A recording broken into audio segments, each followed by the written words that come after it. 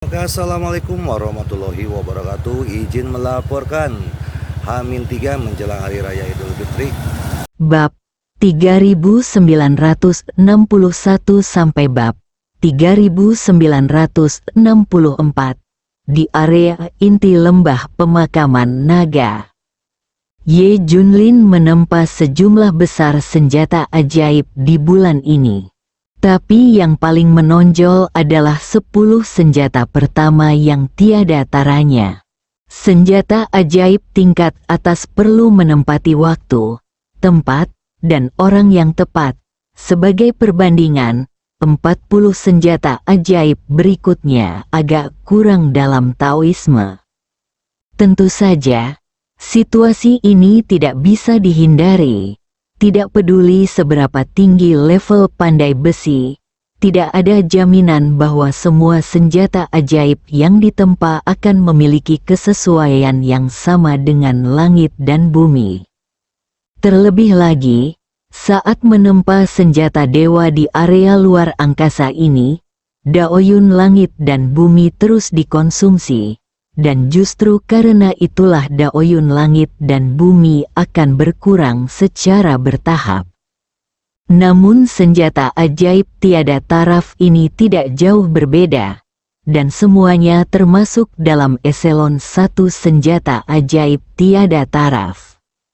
Adapun prajurit kuasi ilahi lainnya, masih banyak lagi. Kalian berdua bisa memilih senjata apapun yang kalian suka, kata Ye Junlin sambil tersenyum. Menggabungkan kebaikan dan kekuatan adalah cara terbaik untuk mengendalikan bawahan Anda, dan Ye Junlin mengetahui hal ini dengan baik. Gongsun Yueying dan Murong Kingsue sangat bersemangat, dan mereka berdua melirik Ye Junlin dengan penuh rasa terima kasih. Mereka melihat banyak senjata ajaib untuk waktu yang lama, dan semuanya sangat bagus, dan mereka benar-benar terpesona. Tentu saja, Gongsun Yueying dan kedua putrinya juga mengenal diri mereka sendiri, dan mereka tidak memilih 50 senjata yang tiada taranya. Bukan karena kedua wanita itu tidak mau, tapi karena mereka tidak bisa mengendalikan senjata yang benar-benar tiada taranya itu. Misalnya, bahkan jika mereka digunakan oleh dua wanita, mereka mungkin akan melukai 800 musuh dan melukai diri mereka sendiri 1000, dan mereka tidak akan dapat mengerahkan kekuatan maksimal mereka. Aku memilih pedang ini, kalau begitu aku memilih pedang ini. Kedua wanita itu memilih senjata ajaib yang terbuat dari tulang kuasi ilahi, dan mereka tidak bisa meletakkannya. Gongsun Yueying memandang pedang panjang di tangannya dengan hampir obsesif. Meskipun itu hanya senjata semu ajaib di sini, tidak ada senjata ilahi tingkat seperti itu di seluruh istana api ilahi bulan matahari. Murong Kingsue menganggap pedang panjang sebagai harta karun. Pengetahuannya jauh lebih rendah daripada Gongsun Yueying. Jika dia tidak mengikuti Ye Junlin, dia tidak akan pernah menyangka akan mendapatkan pedang ajaib seperti itu seumur hidupnya. Kedua wanita tersebut bahkan dapat membayangkan pemandangan megah setelah berjalan keluar dari lembah pemakaman naga di masa depan. Terlepas dari hal lain, bahkan jika kedua senjata ajaib ini terungkap, mereka akan dicari oleh banyak sekte terkemuka. Kalian masing-masing memilih sepasang sepatu bot cepat yang akan bermanfaat untuk pertarungan kalian. Di masa depan, Ye Junlin tidak pelit. Dia benar-benar ingin melatih kedua gadis itu dengan baik. Kedua wanita itu sangat bersemangat ketika mendengar hal ini. Sepatu bot cepat ini adalah alat ajaib untuk meningkatkan kecepatan, terutama ilmu pedang yang mereka latih semuanya anggun dan lincah. Sepatu berjalan semakin saling melengkapi, yang secara langsung akan meningkatkan efektivitas tempurnya. Ye Junlin mengambil pakaian perang palsu dan mendatangi Lei Qilin. Sambil menunggu Ye Junlin menempa senjata ajaib, Lei Qilin merasa bosan. Biasanya, dia akan bermain di lautan guntur. Namun pada saat itu, guntur langit yang paling menakutkan di area inti lembah pemakaman naga tertarik oleh Ye Junlin dan digunakan untuk menempa senjata dewa. Pemboman Lei Qilin oleh guntur biasa tidak berbeda dengan digelitik, dia hanya bisa tertidur di sampingnya, dan akan dibangunkan oleh suara guntur yang memurnikan senjata ilahi dari waktu ke waktu. Aduh! Melihat Ye Junlin berjalan ke arahnya, Lei Qilin buru-buru menyapa. Tapi tangisan aneh ini penuh dengan keluhan dan ketidakpuasan. Dalam pandangan Lei Qilin, menyerah saat menghadapi orang yang sangat berkuasa juga merupakan sebuah seni. Anda tidak bisa sepenuhnya kehilangan martabat dan mempermalukan diri sendiri. Anda juga tidak bisa membuat marah orang kuat dan menyebabkan kematian. Ayo, biarkan aku membantumu mengenakan pakaian perangmu dan turun. Lei Qilin menggelengkan kepalanya yang besar, lalu perlahan berbaring. Namun, dia cukup tertarik dengan pakaian pertempuran Lei Qilin di tangan Ye Junlin, dan Ye Junlin membantu memakainya setelah beberapa saat. Benar saja, di balik setelan itu, kekuatan petir di tubuh Lei Qilin benar-benar lenyap, dan apinya tertutup seluruhnya. Sangat cocok, komentar Ye Junlin sambil menyentuh dagunya. Lei Qilin pun berputar dan melompat dengan mata tertutup, jelas sangat puas dengan baju barunya. "Au!" teriakan aneh itu penuh kegembiraan dan kegembiraan. Seolah bertanya kepada semua orang, apakah itu kuat? Apakah Anda mendominasi? Ye Junlin menggerakkan sudut mulutnya, diam-diam berpikir bahwa unicorn ini benar-benar mampu memainkan harpa. Sudah waktunya kita keluar, Ye Junlin berkata dengan sungguh-sungguh. Senjata sihir tiada taraf, senjata sihir semu, dan sepatu bot kecepatan semuanya telah ditempa, dan bahkan dapat dikatakan bahwa tugasnya telah terlampaui.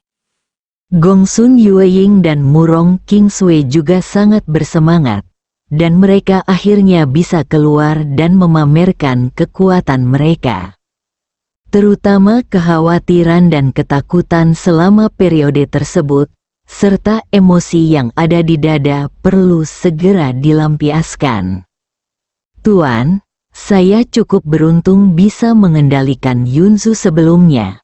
Meskipun saya tidak terlalu ahli, Anda bisa mengenalnya selama Anda memberi saya waktu. Gongsun Yueying adalah orang pertama yang mengungkapkan pendiriannya. Ye Junlin mengangguk dan membawa kedua wanita itu ke Yunzu untuk memulai penelitian. Setelah penjelasan Gongsun Yueying, Ye Junlin juga memahami prinsip umum Yunzhou.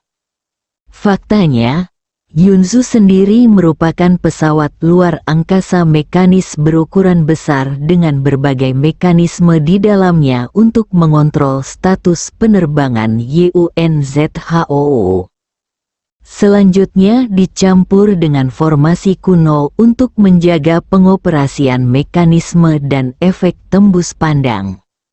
Sistem tenaganya juga mengandalkan formasi, sehingga dapat mengandalkan pembakaran kristal spiritual tingkat atas untuk menyediakan sumber energi bagi penerbangan YUNZHOO. Aku tidak menyangka Yunzhou menyembunyikan begitu banyak pengetahuan, dan dia bahkan bisa membantu menyembunyikan keberadaan dan auranya. Ye Junlin berkata dengan emosi. Gongsun Yueying menggema.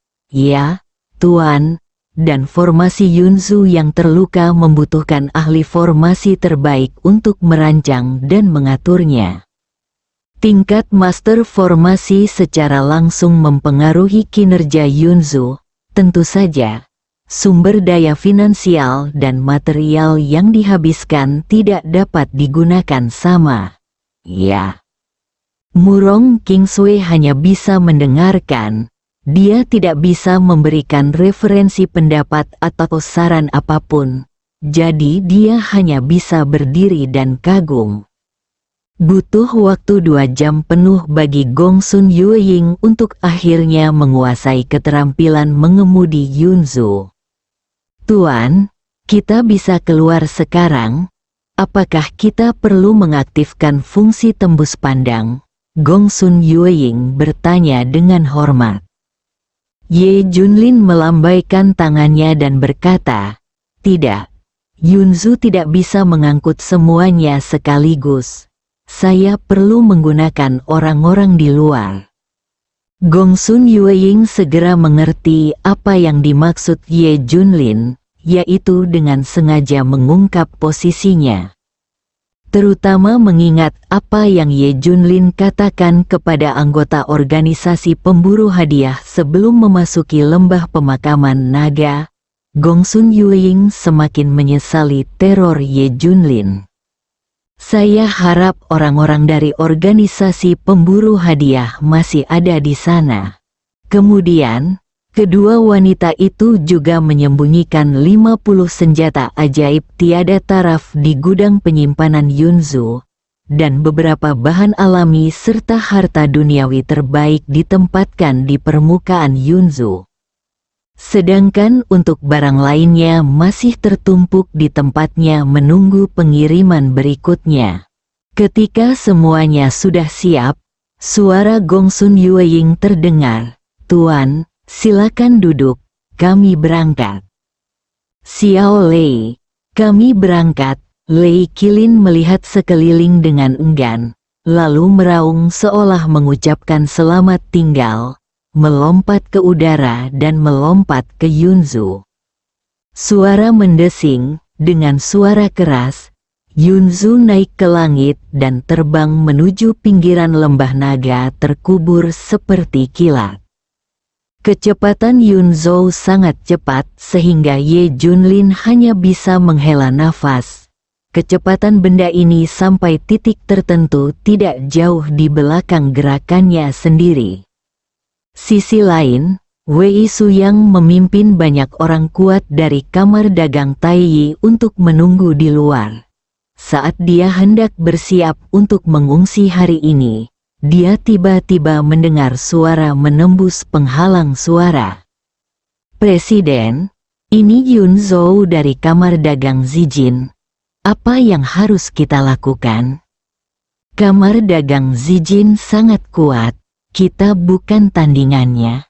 Mereka pasti telah menemukan harta karun itu. Visi surga dan bumi telah lenyap. Wei Suyang memandang dengan serius, menatap ke arah Yunzu. Dia merasa seperti sedang menghadapi musuh yang tangguh. Semuanya tenang. Jika orang-orang dari kamar dagang Zijin tidak mengikuti aturan, kami akan melawan mereka. Dengan nada serius, meskipun kekuatan komprehensif kamar dagang Zijin jauh melebihi kamar dagang Taiyi, bagaimanapun juga, ini berada di wilayah kamar dagang Taiyi dan tidak boleh menyerah tanpa batas.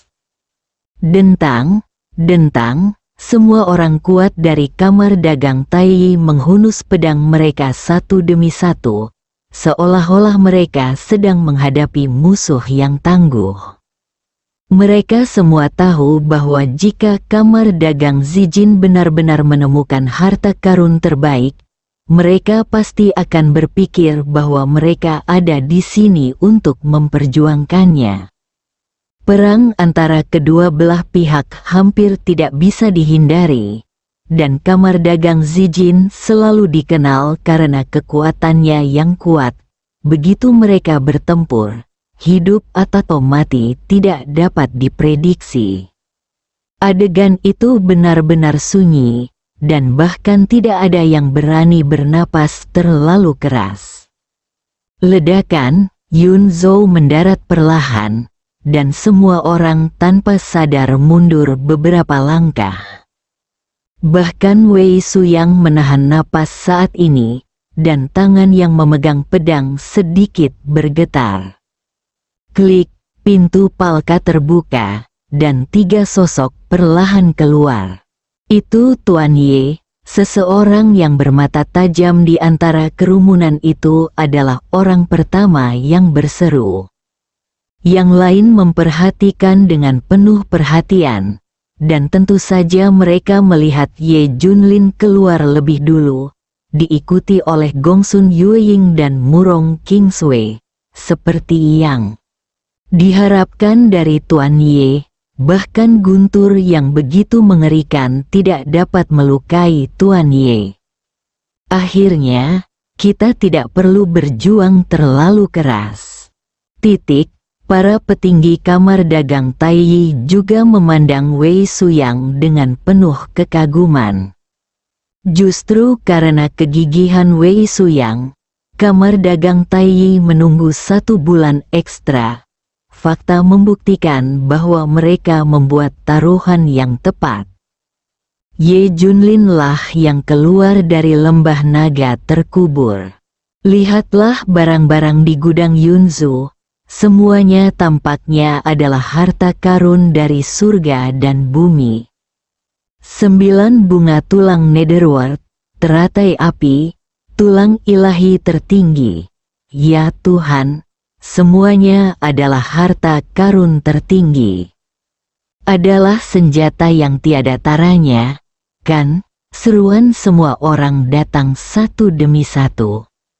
Ye Junlin tidak mengungkapkan semua harta surga, material, dan bumi. Bahkan senjata ajaib yang tiada taranya hanya mengungkapkan penguburan naga dan pembunuhan guntur.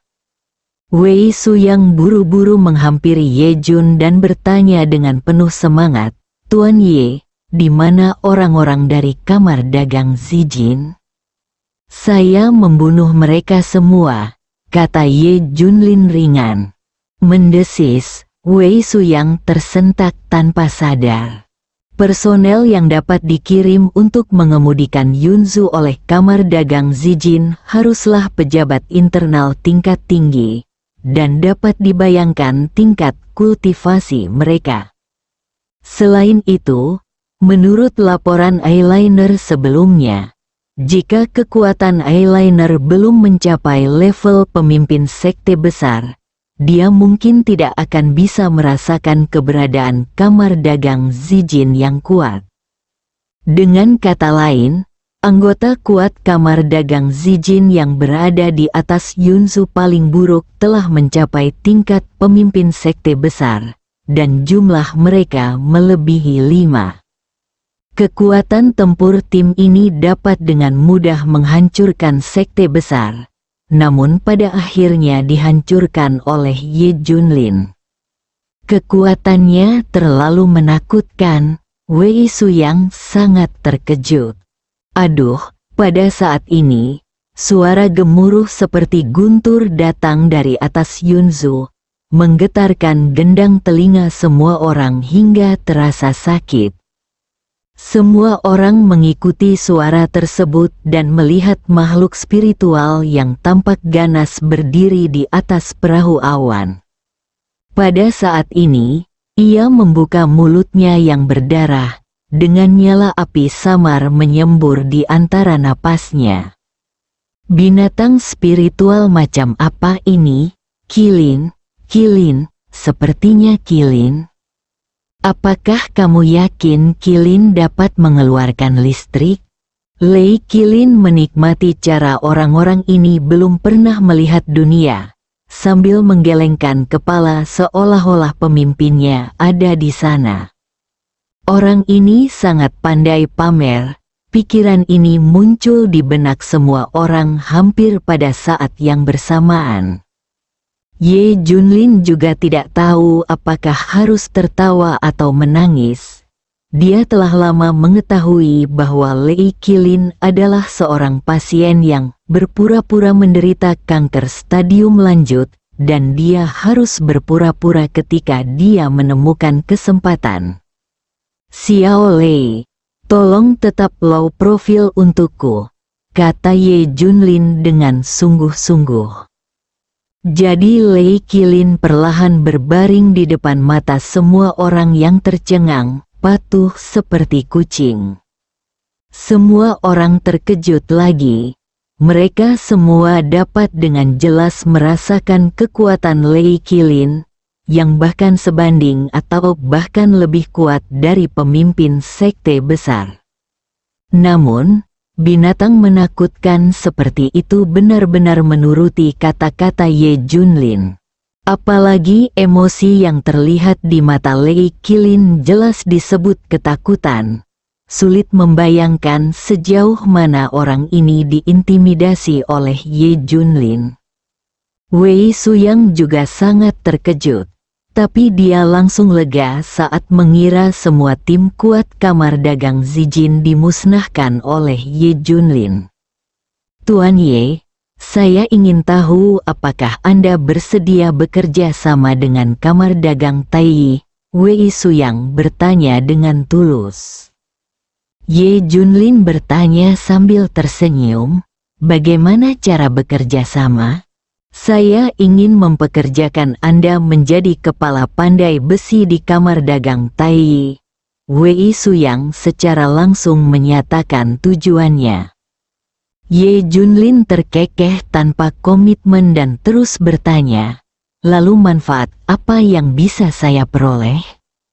Kamar dagang Taiyi akan memberikan perawatan tingkat tertinggi kepada Tuan Chen. Total ribuan ahli di grup Dewa Taiyi dapat siap membantu Anda kapan saja. Apapun transaksinya, Anda dapat menikmati diskon terbesar. Pada saat yang sama, jika Anda menginginkan harta apapun, kamar dagang Taiyi akan mengumpulkannya untuk Anda dengan biaya berapapun. Bersedia, Longyang Chengtai akan melakukannya. Saya bersedia menawarkan Anda posisi wakil presiden kamar dagang B. Persyaratan Wei Suyang tulus, dan dia memandang Ye Junlin dengan harapan, menunggu jawaban terakhirnya. Setelah Ye Junlin merenung sejenak, dia berkata, izinkan saya memikirkannya lagi. Tetapi Presiden Wei, yakinlah bahwa jika saya ingin berdagang di masa depan, kamar dagang Taiyi akan menjadi mitra pilihan pertama saya. Ye Junlin tidak mengatakan apa-apa. Bagaimanapun, kamar dagang Taiyi adalah pasukan berskala besar tingkat tinggi akan dibutuhkan cepat atau lambat untuk membangun pijakan di reruntuhan Kunlun. Tapi Ye Junlin tidak ingin menyetujuinya secara langsung, jika tidak maka akan terlalu membatasi baginya. Oke, kalau begitu kita sudah sepakat, Wei Suyang berkata dengan penuh semangat.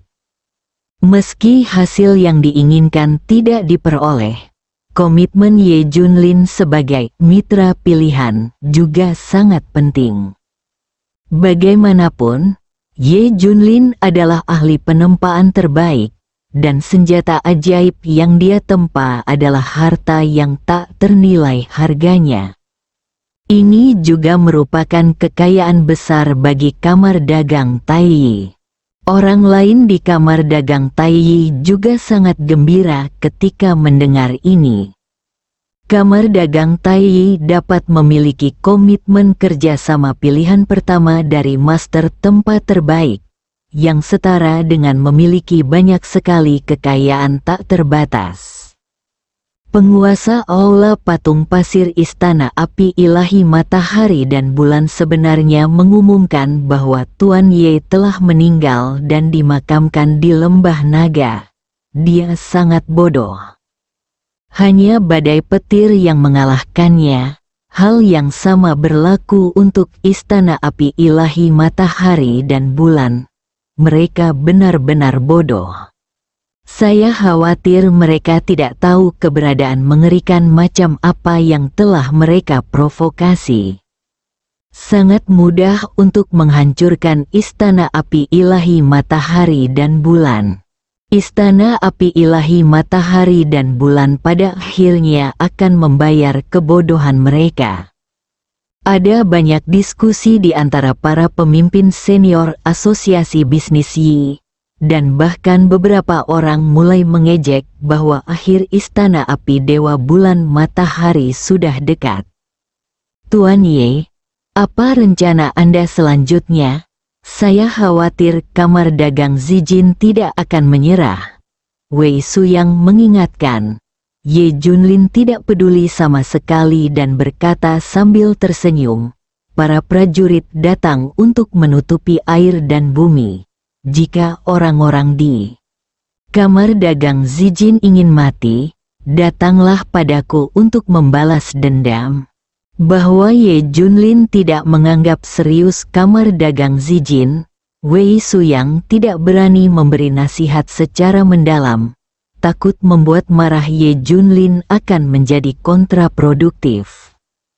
Presiden Wei, tolong bawa orang kembali dulu, saya masih memiliki beberapa hal yang harus diselesaikan.